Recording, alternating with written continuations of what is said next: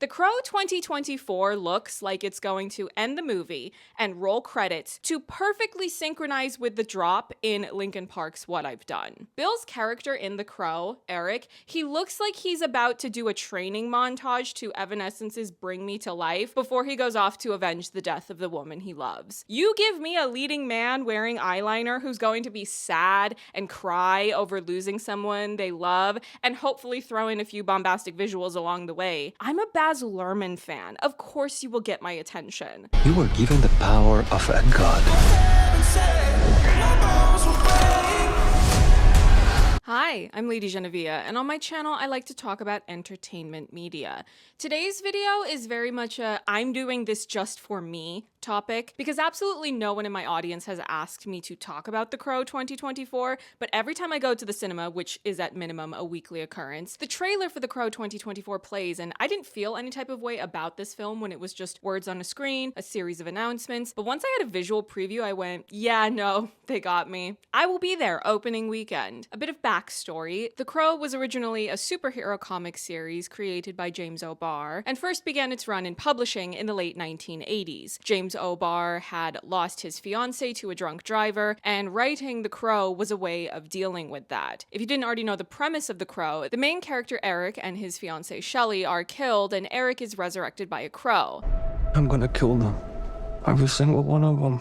After that, he hunts down the men responsible for both his and Shelley's death. As is often the case with a work of fiction that finds, at minimum, a decent amount of success in print, Hollywood came calling to adapt it into live action. The Crow was released as a feature film in 1994, starring Brandon Lee, an actor who was gaining professional momentum in the 1990s as a leading man of the action genre. He was also quite notable for being the son of famed action star Bruce Lee. The Crow was a financial success, after which there were 3 additional Crow films, as well as a television series, but by far the most known and most beloved live-action adaptation of The Crow is that very first film with Brandon Lee. Tragically, Brandon Lee died while he was filming The Crow. A prop gun went off in a way it wasn't supposed to during filming. The full explanation of what happened is very technical, and of course you're all welcome to look it up if you were not already familiar with those details. When that accident happened, most of the film had already completed production, so the remaining scenes that were still left to film involving Brandon's character, Eric, were rewritten and filmed using Chad Stahelski as Brandon's acting double. Chad Stahelski should be a familiar name to anyone really passionate about keeping up with various ongoings in the film world, as Chad Stahelski began his career working in stunts and eventually transitioned to directing, and is now best known for his work on the John Wick films. Given the events surrounding that first The Crow film, with everything that happened to Brandon Lee, this has given the 1994 Crow a larger mystique in the pop cultural zeitgeist, because regardless of the film's genuine merits, of Brandon's skills as an actor as well as a martial artist,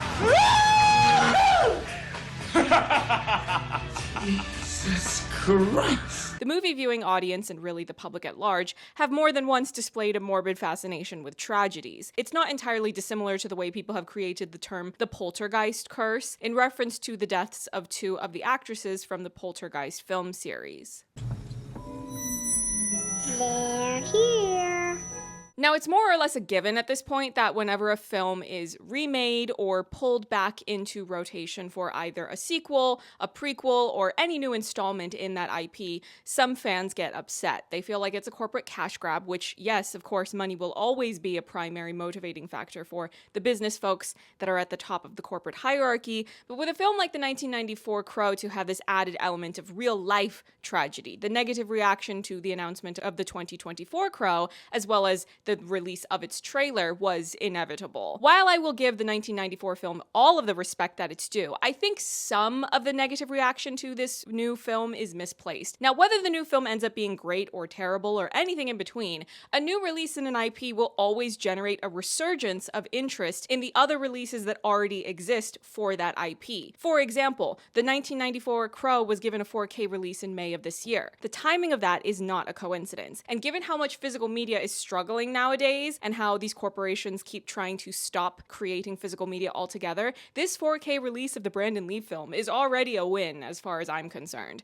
Not to mention, a new film will never ever take away from the original or any previous version. Even if the newest version is terrible, like that new Exorcist film allegedly, I don't know, I never saw it, but that's what the horror YouTube channels in my viewing algorithm were saying when it was being released. That only strengthens people's resolve to hype up the original film that is considered to be well done and well beloved. So it's easy to be cynical about corporate shenanigans, including but not limited to cranking out a new film in a particular IP every couple of years, just so that the people who own the rights keep from losing the rights of that IP, or making a new version of a classic film because the people in charge of Hollywood right now have no imagination and they just want to chase whatever it is that they believe is the safer investment. This happens time and time again. If you're a film fan, you are well aware of this, and I've engaged in this type of cynicism myself on more than one occasion. But if you go further back in time and look at stories that are old enough to now be in public domain, there have been a number of reimagining of those classic stories in the film as well as the television medium. And oftentimes there are multiple versions of classic stories that end up being beloved and are able to stand on their own merits. Plenty of the oldest stories in human history were able to survive as long as they have by being told and retold over and over again. So in theory, I don't think there's anything wrong with remaking stories and retelling them, even if they are considered to be beloved classics in the film medium. However, the best creative reimaginings are born when creative, imaginative, skilled artists are given the space to do what they do best without an excessive amount of corporate interference. This brings us to the new Crow film, the 2024 film that is set to release this year in August.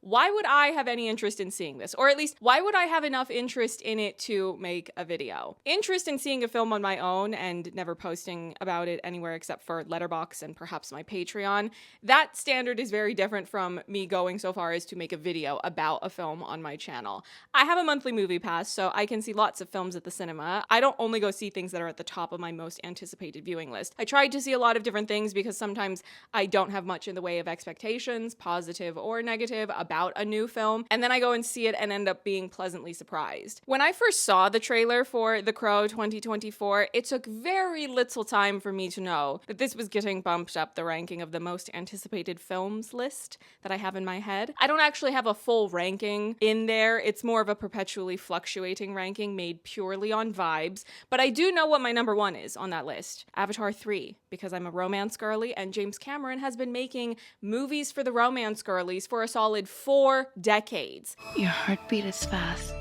Sorry. Try to focus.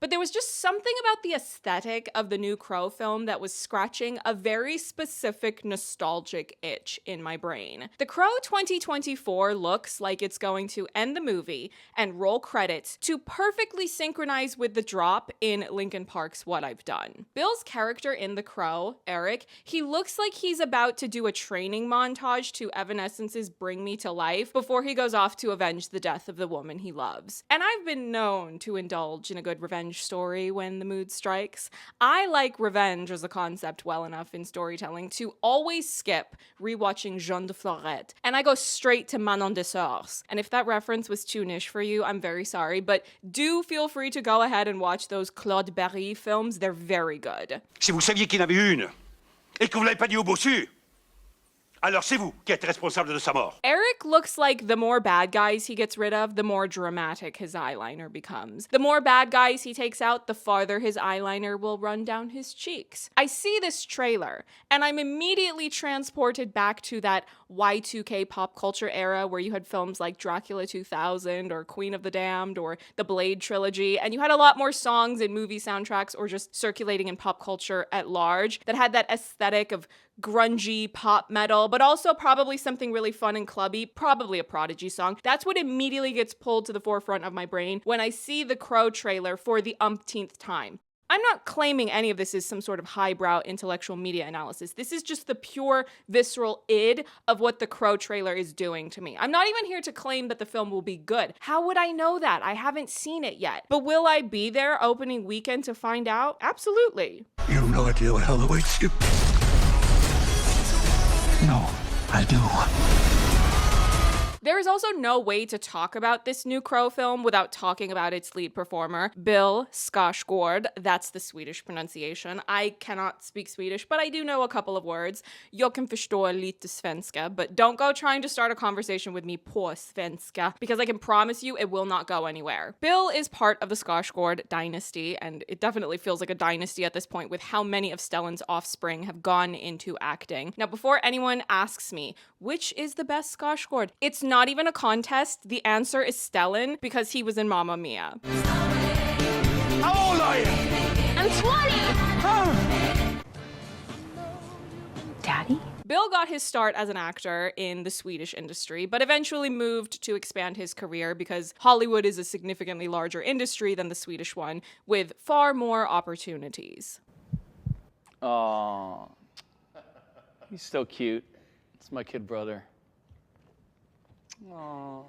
Bill's first big Hollywood gig as a lead actor was Hemlock Grove, and I know all about Hemlock Grove. I watched Hemlock Grove back in the day. It was a supernatural horror series, and in it, Bill played a vampire. And already during the Hemlock Grove era, there was this chatter. The girls were ready to make him into the new white boy of the month, the new Hollywood heartthrob in the most conventional way that you could imagine. But the thing about Bill is, that was just not the vibe that he was interested in pursuing. Have any of you seen those interview clips from Willem Dafoe, where he likens acting to being a creature for the director of whatever project he's working on? I'm interested in helping an artist do what they need to do. They're behind the camera. They need someone to be their creature. I'm a color in the canvas, and I love that. Well, that is more or less the entire thesis of Bill's career in Hollywood. He completely rejected the path of trying to be the hot guy movie star, though that has most certainly not stopped fans from thinking that he's hot. But Billy Boy loves to get in projects with some sort of darkness in their DNA.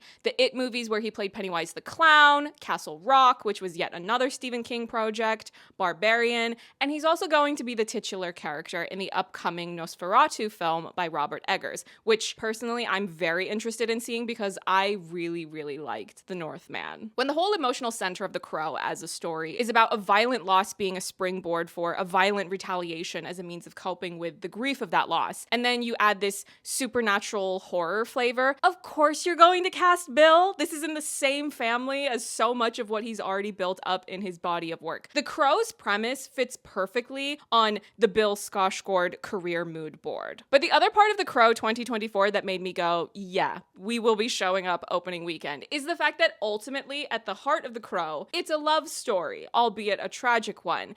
What's the first thing you liked about me?